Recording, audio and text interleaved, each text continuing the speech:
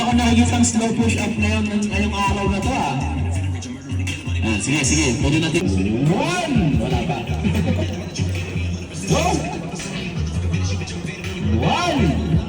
1! Yan ang push-up slow. 3! 4! 5!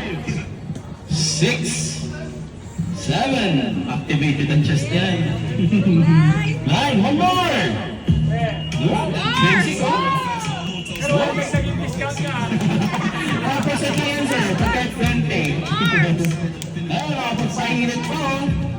It doesn't mean na you get to do push-ups. Ang habang po natin dito is makapag-exercise din po kayo. You get to start an exercise for today para din maging active po ang katawan natin.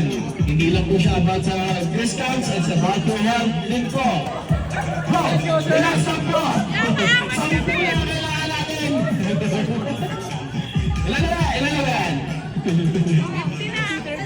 30! 50 daw! Kaya ba 50?